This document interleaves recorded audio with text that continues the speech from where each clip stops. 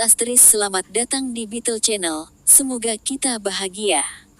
Jangan lupa subscribe, like, komen dan share agar channel ini semakin berkembang. Terima kasih. Bab 848. Usai berpamitan dengan John, Jasper langsung menuju ke Hotel Sheraton di Nauritus City. Pengawas 2 BUMN terpisah itu sudah lama menunggunya. Setelah babak perkenalan wajib, Jasper tersenyum pada dua supervisor yang tersipu dan menyeringai sambil berkata, "Teman-teman, kita akan melalui proses normal penandatanganan kontrak besok, tapi jangan lupa janji kita satu sama lain. Saya pertama-tama akan mewakili perusahaan baru dalam menandatangani kontrak dengan Anda besok, tetapi kami juga akan menandatangani memorandum secara pribadi. Itu untuk membantuku dan mencegah kalian ditipu, itulah mengapa kita harus memastikan tidak ada yang terjadi. Jangan khawatir, Tuan Lain. Kami akan langsung masuk ke dalam jebakan jika Anda tidak mengingatkan kami." Siapa sangka Monty Group, perusahaan yang cukup terkenal di tanah air, akan melakukan hal seperti ini. Kami tidak akan membiarkan dia mendapatkan apa yang dia inginkan sekarang karena kami bekerja sama. Salah satu pengawas memukul dadanya saat dia berbicara. Mereka tidak akan menjadi idiot karena mereka mampu naik ke posisi mereka saat ini. Mereka sebenarnya jauh lebih pintar daripada yang terlihat. Pertama kali Jasper bertemu dengan mereka, dia melewatkan semua basa-basi dan mengatakan langsung kepada mereka bahwa milik Conrad adalah penipuan. Kecuali untuk lapisan permukaan, tanah di bawahnya benar-benar tanpa mineral. Kedua pria itu segera mempercayai apa yang dikatakan Jasper ketika dia mendapatkan formulir deklarasi bea cukai yang relevan dari Harbor City. Sementara Sok, keduanya juga menggertakkan gigi mereka dengan kebencian terhadap Conrad. Mereka akan dianggap bertanggung jawab jika mereka tertipu oleh tipuannya dan menyebabkan perusahaan mereka menderita kerugian besar. Jika itu masalahnya, mereka akan mencapai akhir karir mereka. Bagi para eksekutif senior di perusahaan milik negara seperti mereka, mengakhiri karir mereka pada dasarnya berarti mengakhiri hidup mereka.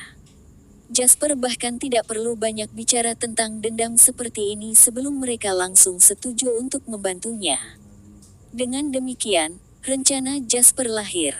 Dia akan menyetujui permintaan Conrad untuk berkolaborasi dan akan menggunakan perusahaan cangkang yang telah dia daftarkan untuk bergabung dengan Conrad dan bertindak sebagai perwakilan hukum untuk perusahaan baru. Kemudian, dia akan mengamankan uang yang diperoleh Conrad dari pinjaman menggunakan rekening bank perusahaan dan melarang Conrad mengambil 1 sen pun darinya.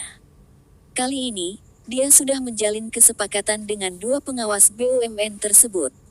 Di permukaan, mereka menandatangani perjanjian akuisisi, tetapi mereka juga akan secara diam-diam menandatangani memorandum yang menyangkal fakta bahwa mereka bertiga memiliki tanggung jawab untuk menahan dalam situasi ini. Ketika akhirnya terjadi kesalahan, Conrad akan menjadi orang yang memikul semua tanggung jawab. Jasper telah berhasil membuat lubang dalam skema rumit Conrad menggunakan 3 langkah ini, dan dia yakin dia bisa membiarkan Conrad merasakan obatnya sendiri. Sudah lewat tengah malam ketika Jasper selesai melakukan pemeriksaan kedua tentang apa yang akan terjadi besok dengan para supervisor. Dia kemudian kembali ke rumah. Malam berlalu dalam sekejap mata. Keesokan paginya, Jasper dan Wendy berangkat ke tempat di mana kontrak akan ditandatangani. Jasper baru saja masuk ke mobil ketika dia menerima telepon dari Malcolm. Prosedur untuk mendirikan perusahaan cangkang telah selesai. Setelah menerima berita itu, Jasper menghela nafas lega dan akhirnya santai. "Apakah itu sudah dilakukan?" tanya Wendy saat melihat Jasper menutup telepon dengan ekspresi santai di wajahnya. Sambil tersenyum, Jasper mengangguk dan berkata, "Sekarang yang harus kita lakukan adalah pergi ke sana dan menandatangani kontrak." Aula serbaguna di Hotel Sheraton telah dilengkapi untuk berfungsi sebagai acara peluncuran skala kecil hari ini. Perusahaan penambangan Cloud Reader telah resmi didirikan. Conrad Monty telah melakukan investasi pribadi sebesar $3 miliar, Sementara Jasper Line telah menginvestasikan 2,3 miliar dolar di bawah perusahaan asingnya yang baru terdaftar, Tenra Corporations. Perusahaan ini menawarkan modal terdaftar bersama sebesar 5,3 miliar dolar Somer dan akan beroperasi terutama di industri pertambangan. Cloudreader Mining Company telah menandatangani kontrak penjualan dengan 2 dari 5 perusahaan pertambangan terbesar di negara ini pada hari pendiriannya. Mereka telah berjanji untuk menyediakan tidak kurang dari 700.000 ton biji aluminium mentah berkualitas setiap tahun untuk kedua perusahaan.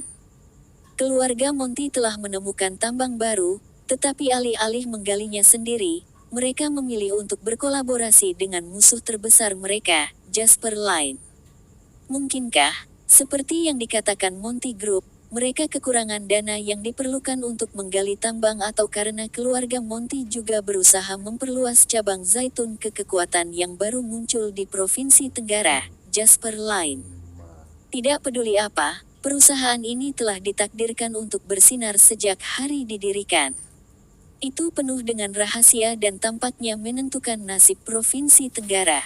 Sepotong demi sepotong berita tersebar dari tempat acara peluncuran, dan mereka dengan cepat menjadi topik diskusi untuk setiap keluarga di Provinsi Tenggara. Setelah Jasper mencap stempelnya sebagai perwakilan hukum perusahaan baru, dia berdiri dan bertukar kontrak dengan 2 pengawas dari perusahaan milik negara. Lampu menyala saat kontrak secara resmi memiliki validitas hukum. Bapak Line, kami berharap ini akan menjadi kerjasama yang baik. Kedua pengawas perusahaan milik negara itu tertawa terbahak-bahak ketika mereka berbicara dengan penuh arti kepada Jasper. Jasper tertawa ringan dan berkata, "Itu suatu keharusan. Kami pasti akan senang bekerja sama." Bab 849. Ketiganya bertukar pandang dan tersenyum. Kemudian, mereka mengikuti keinginan para reporter dan berbalik untuk melihat ke kamera, memberi mereka lebih banyak waktu untuk mengambil gambar. Conrad, yang duduk di ujung lain podium, memiliki sedikit senyum di wajahnya. Tidak ada yang tahu apa yang ada di pikirannya sekarang. Berbahagialah sekarang, Jasper Line. Jadilah bahagia seperti yang Anda inginkan sekarang. Semakin bahagia Anda sekarang, semakin sengsara Anda saat menyadari bahwa Anda terjebak. Setelah menarik napas dalam-dalam, Conrad baru saja akan berjalan ke arah Jasper dan kedua supervisor sehingga mereka bisa berbasa-basi dan menjawab pertanyaan apapun yang mungkin diajukan para reporter ketika Valentine bergegas. "Bapak Monty, uang untuk pinjaman telah disetujui," kata Valentine dengan sungguh-sungguh kepada Conrad. Ketika Conrad mendengar seorang reporter memanggilnya, dia segera berbalik dan tersenyum sambil melambai. Suasana hatinya yang luar biasa membuatnya sangat kooperatif, dan reporter itu senang saat mereka menekan tombol dengan liar. Conrad, yang merupakan pewaris salah satu keluarga terkaya di Provinsi Tenggara, jarang memperlakukan reporter tidak penting seperti itu dengan baik. "Itu hal yang bagus. Kenapa kamu terlihat sangat panik?" Senyum Conrad melebar saat dia membuka bibirnya untuk berbisik pada Valentine. Saat itulah Valentine berkata, "Tapi bank tidak melakukan apa yang telah kita sepakati sebelumnya. Mereka mentransfernya langsung ke akun Cloudreader." Conrad sedikit mengernyit saat dia berkata, "Bukankah kita setuju untuk mentransfer uang ke rekening pribadi yang saya berikan? Bagaimana mereka bisa membuat kesalahan seperti itu? Sudahkah Anda mengklarifikasi hal-hal dengan mereka?" "Ya, saya punya." Valentine merendahkan suaranya dan berkata, "Bank menjelaskan bahwa kantor pusat telah memperketat tindakan keamanan akhir-akhir ini, jadi sulit bagi mereka untuk melanggar aturan. Selain itu, mereka perlu melaporkan kembali ke markas karena seberapa besar pinjamannya, yang berarti para petinggi lebih memperhatikan kemana uang itu pergi. Jadi, satu-satunya hal yang bisa mereka lakukan adalah mentransfer uang ke rekening perusahaan. Lagi pula, kami mengajukan pinjaman menggunakan nama perusahaan." Conrad menyipitkan matanya. Dengan inderanya yang tajam, dia berhasil mendeteksi sesuatu yang lebih dalam terjadi melalui detail yang tampaknya tidak penting ini. Tatapannya secara naluriah beralih ke Jasper yang dikelilingi oleh kerumunan. Dia memperhatikan Jasper, yang dikelilingi oleh kerumunan orang yang berteriak-teriak dan lampu berkedip, yang memiliki senyum yang akrab di wajahnya saat dia dengan tenang berbicara kepada semua orang yang datang untuk berbicara dengannya. Dia tidak terlalu rendah hati, juga tidak mendominasi. Kata sifat lembut dan elegan dapat digunakan untuk menggambarkan Jasper lain dengan baik. Namun, Conrad hanya berpikir bahwa Jasper paling berbahaya dan mengerikan ketika dia tampaknya tidak dapat menyakiti siapapun. Seolah-olah ada mulut menganga berdarah di balik wajahnya yang tersenyum yang siap menerkam dan menelan Conrad utuh. Temukan cara agar uang itu segera ditransfer, kata Conrad dengan tegas. Uang itu tidak boleh tertinggal di rekening perusahaan. Tidak masalah apakah itu skema yang berkaitan dengan Jasper atau tidak. Begitu dia tahu kita telah mentransfer uang ke rekening perusahaan, dia tidak akan membiarkan kita mentransfernya dengan mudah. Conrad memiliki refleks yang cepat dan mengambil keputusan dalam 1 menit setelah menerima berita. Namun, tidak peduli seberapa cepat dia tidak akan pernah lebih cepat dari Jasper yang mulai membuat rencana dan pengaturan beberapa hari yang lalu. Aku khawatir kita tidak akan berhasil. Valentine tersenyum pahit dan berkata, orang-orang dari Bank Pertanian baru saja memberitahuku bahwa ketika Cloudreader didirikan setengah menit yang lalu, seseorang telah membuat salinan dokumentasi rekening di sistem bank. Perwakilan hukum perusahaan harus menandatangani setiap transaksi di atas $1 juta. Menabrak. Suara kursi yang dibolak-balik membuat banyak orang yang hadir menoleh ke arah asal suara tersebut. Mereka terkejut melihat bahwa Conrad yang menyebabkan tabrakan keras itu.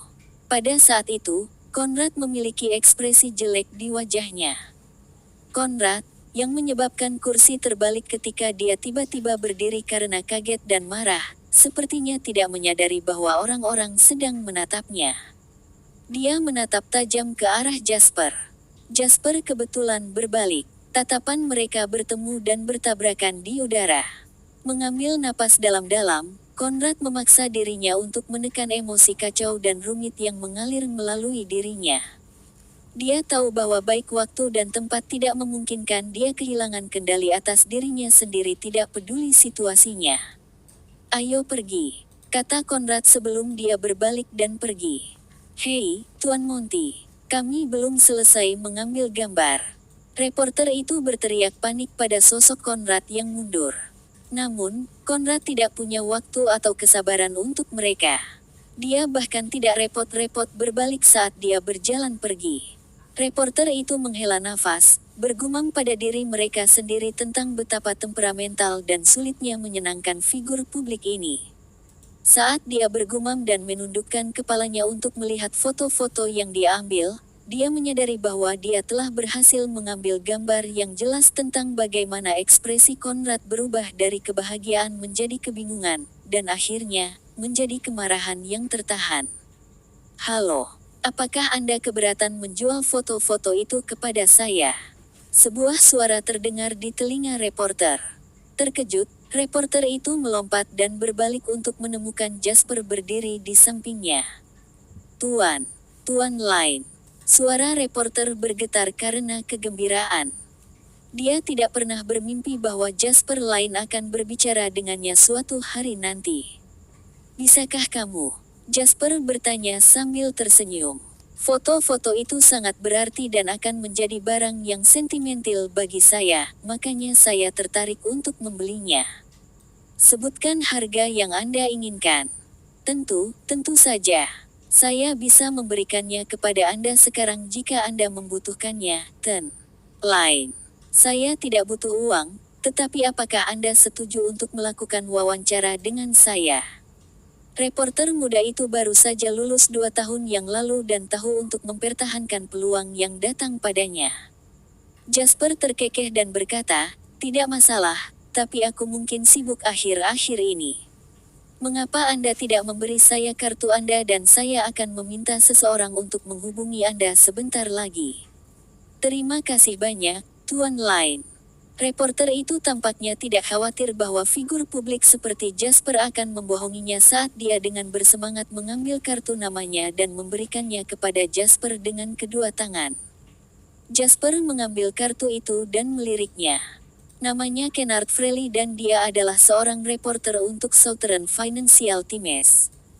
Jasper memasukkan kartu itu ke sakunya setelah membacanya. Itu adalah sikap yang tampaknya tidak penting, tetapi Kennard merasa seolah-olah dia dihormati oleh pihak lain. Hatinya berbunga-bunga dengan rasa syukur saat dia buru-buru mengutak-atik kameranya dan memberikan gulungan film itu kepada Jasper. Dia bersumpah bahwa Jasper lain adalah Bab 850. Satu-satunya taipan yang bisa membuat orang lain terpesona sepanjang karirnya sebagai jurnalis. Kennard merasa terpesona, tetapi Conrad merasa seolah-olah dia telah jatuh ke dalam gua es. Tidak bisa, Pak Monty. Saya sudah berbicara dengan tim keuangan di perusahaan dan mereka semua memberi saya jawaban yang sama. Setelah melapor ke bank, tidak ada orang luar yang diizinkan untuk menarik 1 sen pun tanpa tanda tangan perwakilan hukum. Valentine memiliki ekspresi kesal di wajahnya saat dia menutup telepon dan berbicara dengan Conrad yang mondar-mandir di sekitar ruangan. Conrad menarik napas tajam dan berkata, yang berarti 2,5 miliar dolar yang kami dapatkan dengan susah payah sekarang telah benar-benar menjadi modal ekuitas di tangan Jasper. Valentine buru-buru berkata menghibur, jangan pesimis. Setidaknya uang itu ada di rekening perusahaan dan bukan di rekening bank Jasper. Mengabaikan kata-kata Valentine yang menenangkan, Conrad bergumam pada dirinya sendiri, sekarang bagian yang paling menyusahkan adalah kita tidak tahu apakah Jasper melakukannya dengan sengaja atau apakah itu kebetulan. Apa yang dikatakan orang-orang kita di bank? Saya sudah memeriksa dengan mereka. Bukan hanya Bank Pertanian, tetapi 4 bank besar lainnya juga telah menggandakan keamanan belakangan ini. Hal ini terkait dengan lonjakan kredit bermasalah akhir-akhir ini karena pinjaman bank yang sembrono kepada perusahaan. Pemberitahuan untuk meningkatkan pengendalian risiko secara keseluruhan telah didistribusikan oleh Bank Sentral ke kantor pusat 4 bank besar pada akhir bulan lalu.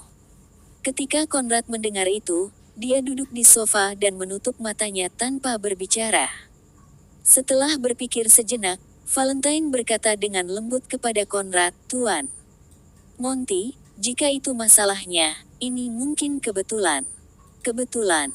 Conrad membuka matanya dan berkata pelan, saya tidak pernah percaya pada kebetulan, saya juga tidak mau menghubungkan semuanya dengan kebetulan belaka. Saya lebih suka percaya ini adalah salah satu skema Jasper. Valentine berkata dengan canggung, jadi apa yang harus kita lakukan selanjutnya? Kita tidak bisa berbuat apa-apa. Ini akan menjadi kesalahan untuk melakukan atau bahkan mengatakan apa-apa lagi karena kita akan berisiko mengekspos diri kita sepenuhnya. Mari kita lihat apa yang dilakukan Jasper terlebih dahulu. Mata Conrad berkilau saat dia berbicara.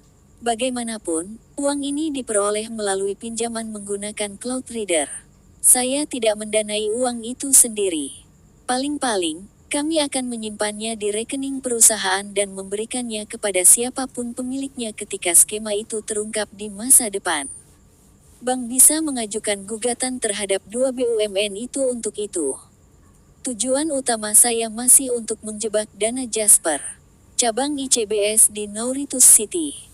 Di kantor presiden, Raymond Lovell tahu dia hanya menjadi presiden cabang berkinerja. Bab 851. Terbaik di provinsi, cabang pusat kota, karena John, yang merupakan salah satu orang paling berpengaruh di cabang provinsi Tenggara. Dia selalu mencari cara untuk membalas John dan kesempatan akhirnya tiba baginya untuk melakukannya. Raymond baru saja menutup telepon ketika seseorang mengetuk pintunya. Masuk. Raymond berbicara dengan tenang. Sejak menjadi presiden cabang pusat kota, dia merasa seolah-olah akhirnya bisa menjadi pria bermartabat yang telah lama dia nantikan. Orang yang masuk adalah manajer Departemen Manajemen Risiko Bank. Presiden Lovell, Kami menemukan masalah besar di akun yang dibuka oleh perusahaan penambangan Cloudreader di bank kami selama inspeksi kami hari ini, kata manajer dengan panik. Raymond dengan tenang menyesap kopinya dan tersenyum sambil berkata, "Jangan panik, Wesley. Katakan padaku dengan tenang apa yang terjadi. Langit tidak menimpa kita kan?" Wesley tersenyum pahit ketika dia berkata, "Ini masalah besar, dan langit mungkin akan menimpa kita jika ini diumumkan." Perusahaan mendaftarkan ekuitasnya sebesar 5,3 miliar dolar, tetapi ketika kami memeriksa akun hari ini, kami melihat bahwa akun tersebut hanya mentransfer 2,5 miliar dolar yang diperolehnya dari pinjaman dengan cabang Bank Pertanian di Provinsi Tenggara. Tidak ada 1 sen pun yang ditransfer ke rekening. Bagaimana saya bisa tenang ketika 2,8 miliar dolar hilang? Jadi maksudmu, keuangan perusahaan yang sebenarnya berbeda dari dana di pembukuan sebesar 2,8 miliar dolar, benar? Raymond bertanya dengan tenang. Wesley buru-buru menjawab, "Ya, itu saja. Itu ada hubungannya dengan perusahaan itu sendiri. Mengapa kita harus membuat diri kita menjadi hiruk-pikuk ketika perusahaan bahkan tidak mengatakan apa-apa?" Raymond menjawab sambil tersenyum. Wesley tampak tertegun sejenak sebelum dia buru-buru berkata, "Tapi kita harus meminta Cloudreader untuk menyerahkan laporan dan mengajukan pendaftaran ke Biro Industri dan Perdagangan mengenai kekurangan keuangan mereka." "Wesley," kata Raymond sambil tersenyum, "para petinggi memerintahkan ini terjadi." Raymond menunjuk ke atas saat dia berbicara. "Jadi, kamu tidak perlu terlalu memikirkan ini. Jangan khawatir, tidak akan terjadi apa-apa." "Masih belum yakin," Wesley berkata, "Presiden Lovell, ini bertentangan dengan aturan. Apakah kita benar-benar tidak akan melakukan apa-apa?"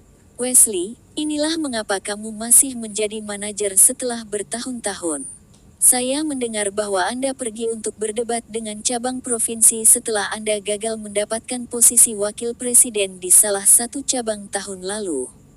Raymond menepuk bahu Wesley dengan penuh arti. "Itulah mengapa kami mengatakan para petinggi bisa melihat menembus setiap orang. Sebagai seorang manajer, Anda harus tahu lebih baik." "Baiklah, semuanya sudah ditandatangani sekarang." Jasper memberikan kepada pengawas perusahaan milik negara salinan nota yang ditandatangani masing-masing sambil berkata, "Akhirnya selesai." Kedua pengawas mencengkeram memorandum di tangan mereka dan saling bertukar pandang sebelum berkata, "Bapak Lain, kita akan segera kembali. Lagi pula, masalah ini terlalu besar bagi kami dan kami harus melaporkannya ke atasan. Namun, kami tidak akan dapat menyembunyikan apapun begitu kami mengajukan laporan. Apakah Anda dapat menangani hal-hal di sini?" "Berurusan dengan apa?"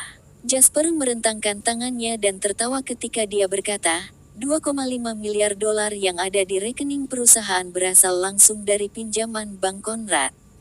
Begitu dia terungkap, Anda dapat mengajukan gugatan terhadap Conrad dan meminta pertanggungjawabannya atas penipuan kontrak. Tapi tidak apa-apa jika kamu tidak memiliki rencana konkret untuk menghitung kerugianmu, aku tidak keberatan. Lagi pula, saya belum mentransfer 1 sen pun milik saya ke perusahaan penambangan Cloudreader." Kedua pengawas itu berkata dengan heran, "Anda sangat pandai dalam hal ini, Tuan Lain. Saya sudah terguncang sampai ke inti saya ketika saya menonton dan saya hanya seseorang yang terlibat sebagian dalam hal ini. Kamu bisa kehilangan segalanya jika kamu melakukan satu langkah yang salah." "Menyenangkan bertarung dengan orang-orang," kata Jasper sambil tersenyum kecil.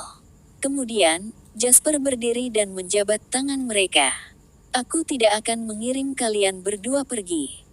Bab 852.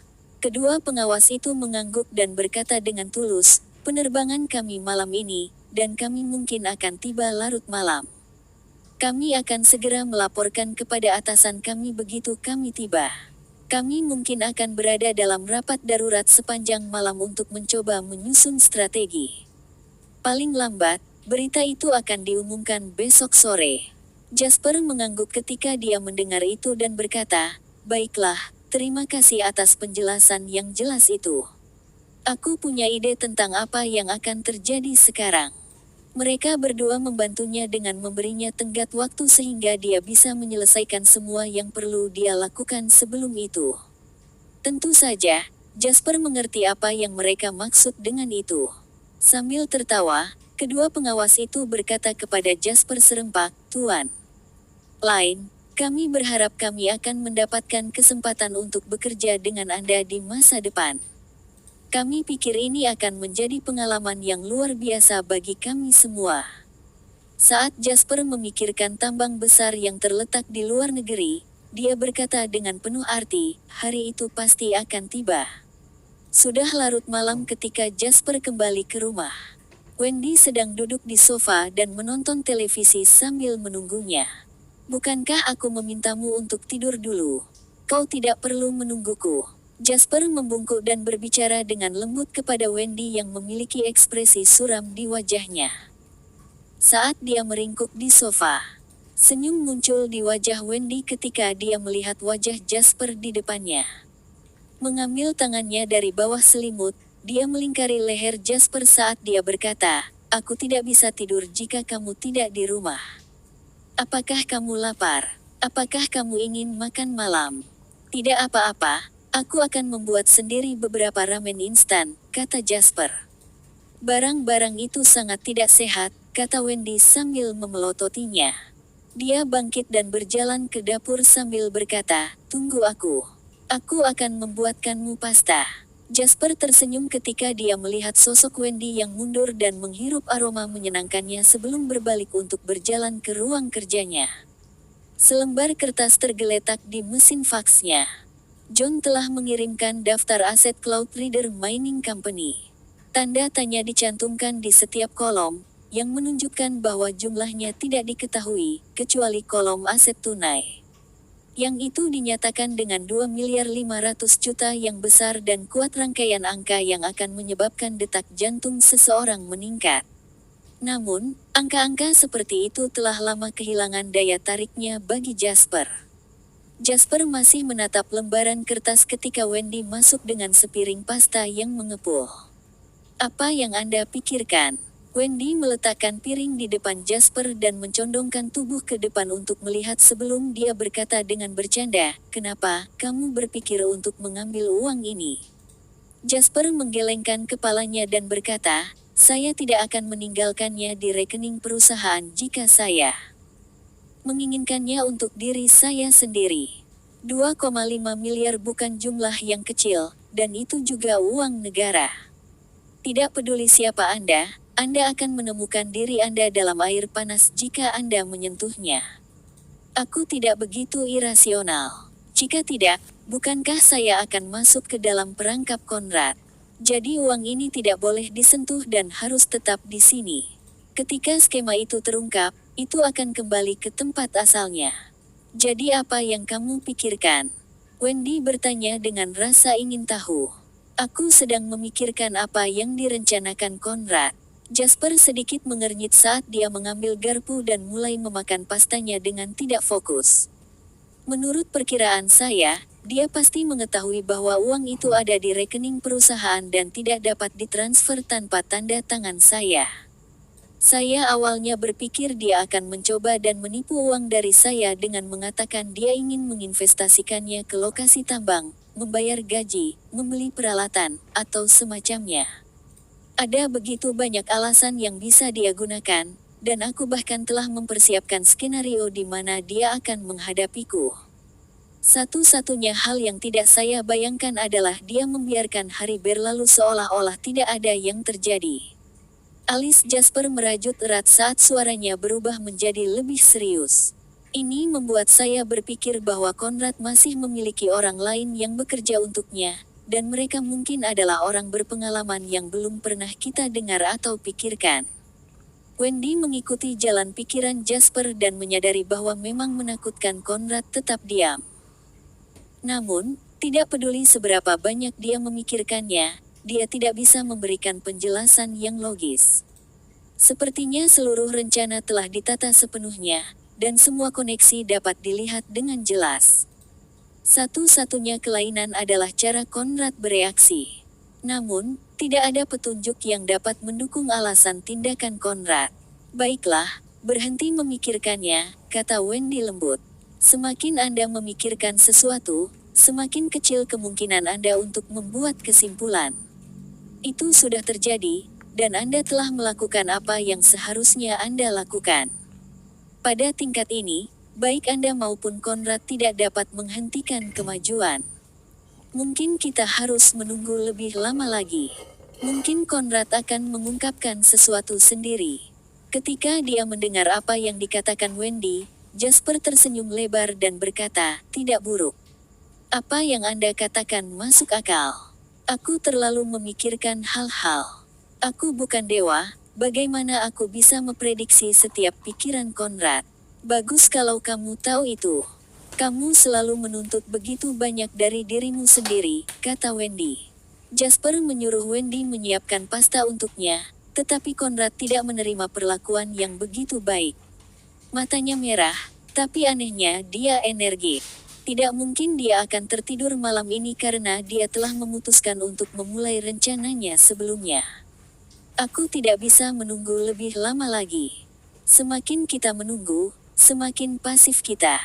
Kita tidak bisa membiarkan Jasper punya waktu untuk mengatur napas jika kita ingin menyerangnya. Conrad berkata dengan tegas. Valentine memiliki ekspresi serius di wajahnya. Secara alami, dia harus menemani Conrad juga jika pria itu tidak akan tidur.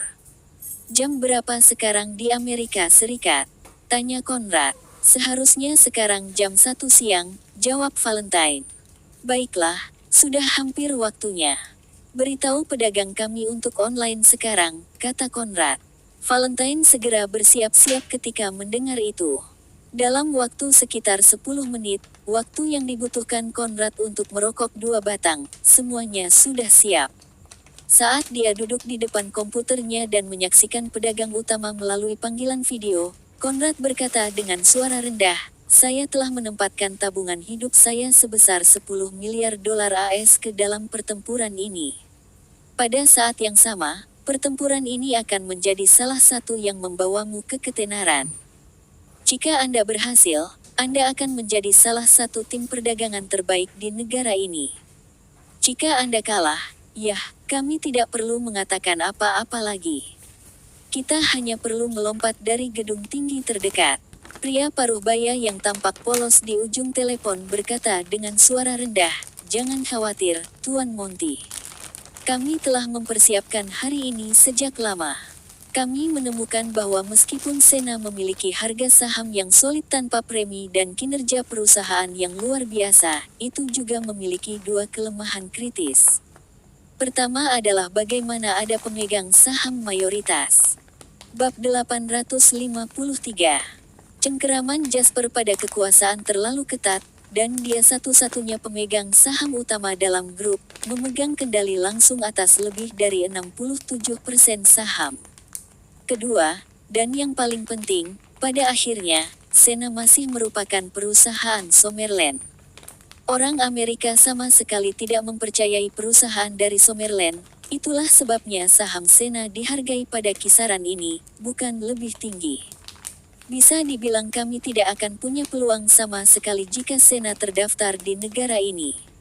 Tetapi hal-hal yang berbeda sekarang.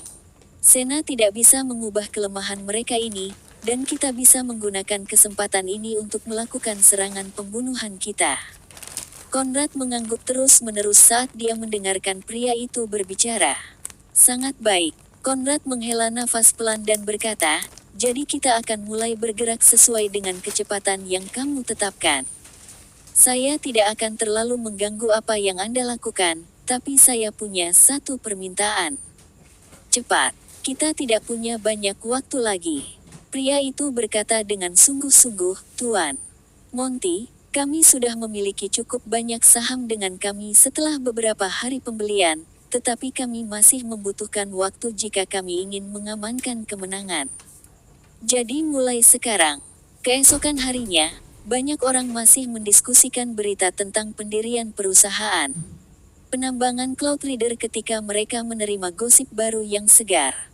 Dua perusahaan milik negara yang baru saja menandatangani kontrak dengan perusahaan penambangan Cloudreader menemukan bahwa apa yang disebut tambang aluminium di Hill County semuanya telah diatur. Kontrak penjualan yang mereka tanda tangani juga palsu. Begitu kedua perusahaan milik negara itu mengetahuinya, mereka segera menghentikan pembayaran di muka yang seharusnya mereka lakukan kepada perusahaan penambangan Cloudreader. Itu membantu mencegah kerugian besar bagi kedua perusahaan. Namun, kedua perusahaan milik negara itu akan mengambil tindakan hukum terhadap Cloudreader Mining Company atas kontrak penipuan tersebut. Reaksi awal semua orang adalah tertawa ketika mereka pertama kali mendengar berita itu. Mereka baru saja menandatangani kontrak kemarin, tetapi mereka mengklaim itu semua tipuan hari ini. Semuanya terdengar konyol. Pasti seseorang dengan keinginan mati yang menyebarkan desas-desus tentang itu. Namun, karena semakin banyak berita yang dirilis, semua orang mencapai pemahaman.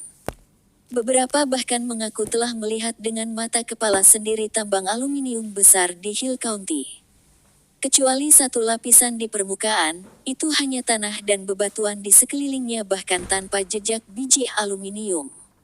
Dalam sekejap, semua orang merasakan gelombang kejutan riak melalui mereka. Kolaborasi Jasper dan Conrad selalu berbau amis. Sekarang, dasar dari seluruh kolaborasi, tambang, dikatakan palsu. Siapa saja yang telah ditipu? Apa yang akan dilakukan Jasper dan Conrad setelah ini? Semua orang menatap perusahaan penambangan Cloudreader dengan saksama, yang baru berdiri sehari, sambil menunggu perusahaan mengeluarkan pernyataan. Namun, cukup menyeramkan, tidak ada reaksi sama sekali. Baik Jasper dan Conrad tampaknya tidak peduli sedikit pun tentang rumor yang beredar. Keduanya tampaknya menjadi bisu karena mereka tidak memberikan pembaruan apapun. Sementara seluruh dunia terbang ke hiruk pikuk atas pengungkapan setup, Jasper sedang minum kopi dengan John. Saya punya teman lama yang memanen daun teh hitam ini dari kampung halaman mereka, sebuah desa kecil di Empresswood Village. Hanya ada sedikit ini yang tersedia untuk dipanen, dan Anda tidak dapat membelinya tidak peduli berapa banyak uang yang Anda miliki. Rasanya enak, bukan? John berkata kepada Jasper. Jasper mengambil cangkirnya dan menyesapnya. Rasanya manis, menyegarkan, dan jauh lebih baik daripada teh biasa. Tidak buruk, ini teh yang enak, kata Jasper. Dalam kehidupan masa lalunya, dia tidak pernah mengerti mengapa orang kaya menikmati minum teh. Namun, sekarang dia telah mencapai tingkat status tertentu, pendiriannya tentang topik ini telah berubah. Ketika Anda lebih dekat ke bagian bawah tangga sosial, meja-meja akan diisi dengan botol-botol bir yang diminum untuk ditukar dengan kesepakatan bisnis. Namun, ketika seseorang tidak diharuskan minum sebagai alat untuk mendapatkan uang, mereka akan menyadari bahwa teh adalah minuman yang enak. Itu tidak ada hubungannya dengan kesehatan atau pamer, tetapi hanya pemahaman sederhana bahwa teh lebih unggul daripada bir. Apa pendapatmu tentang hal yang baru saja kukatakan padamu? John bertanya sambil meletakkan cangkirnya, ekspresi khawatir di wajahnya. Pengaturannya telah terungkap, tetapi Bank Pertanian tidak kehilangan 1 sen pun dari pinjaman yang mereka keluarkan. Mereka kagum dengan kemampuan Anda dan mencoba membuat Anda bergabung dengan mereka dari bank komersial. Tanya Jasper. John mengangguk sambil tersenyum pahit, berkata, saya telah bekerja di bank komersial sejak awal dan tidak pernah berpikir untuk pindah kerja. Mereka berdua mungkin berada di industri perbankan, tetapi Anda mulai membentuk keterikatan seiring berjalannya waktu, tetapi Bank Pertanian sangat tulus dan berjanji kepada saya bahwa saya akan memegang posisi wakil presiden di cabang provinsi. Saya akan bertanggung jawab atas Departemen Perbankan Korporat Provinsi. Siapa yang tahu berapa lama saya akan sampai ke posisi itu jika saya tinggal di bank umum. Jasper tersenyum dan berkata, Wakil Presiden Cabang Provinsi dan bertanggung jawab atas perbankan korporat. Sepertinya siapapun di Bank Pertanian yang membuat keputusan ini adalah orang yang kejam. Mereka mengawasi hubungan kita. Bank Pertanian selalu menjadi yang terlemah di antara 4 bank besar dalam hal perbankan korporasi sementara Bank Umum adalah yang paling kuat.